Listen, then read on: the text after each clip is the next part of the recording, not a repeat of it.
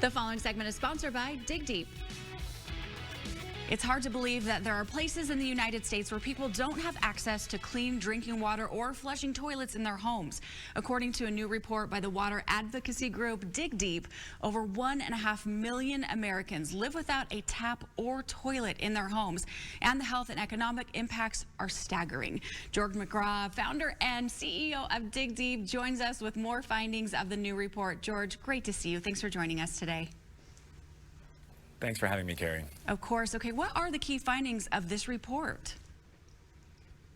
You know, we found that for every year that this water access gap remains open, we're losing a staggering $8.58 billion out of the U.S. economy. And that is about $16,000 per household, more than many of those families make a year. That number 1.5 you mentioned, those are just folks in housing. There are people in other parts of the country, there are unhoused people. The total number of people in the U.S. who still don't have a tap or a toilet at home is closer to 2.2 million. It's a lot of people. And George, what are the 5 largest economic costs of this hidden crisis? Well, you can imagine if you don't have access to water, it impacts pretty much every part of your life. You're getting sick more often with things like waterborne illness or diabetes if soda's easier to find than water.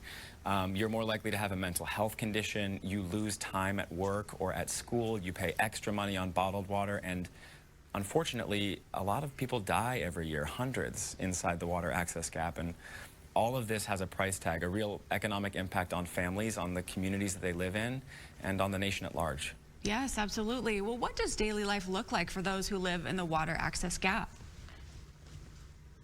You know, for our clients, many of whom live in Utah, down on the Navajo Nation, folks wake up every morning thinking, how will I get enough water today to make it through the day with my family? And if they're lucky and can afford it, they might drive to the store and buy bottled water and use that for everything. We all know the price of gas and goods is going up, so that's been hard.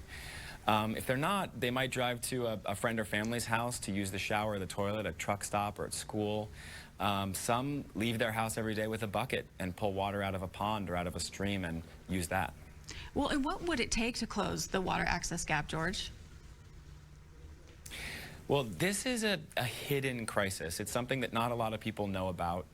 Even though the numbers are pretty staggering. I think it's going to take all of us learning about this issue, standing up and telling members of Congress, the president, federal agencies that we care about this and we want to see it solved. Organizations like mine, Dig Deep, are working every day to close the water gap. We're building new infrastructure in places like Utah, getting people taps and toilets, but it really is something that nonprofits can't do alone. We need the federal government to come in with a plan and with the investment to make it happen. Absolutely, George. Where can viewers go to get more information? You can find this report, which has a lot of great photos and personal stories. You can find videos, all sorts of information at digdeep.org. And I hope if you learned something from this today, you'll share it with family and friends. Absolutely. Wonderful information. Thanks for joining us today, George. Have a wonderful day. Thank you, Carrie.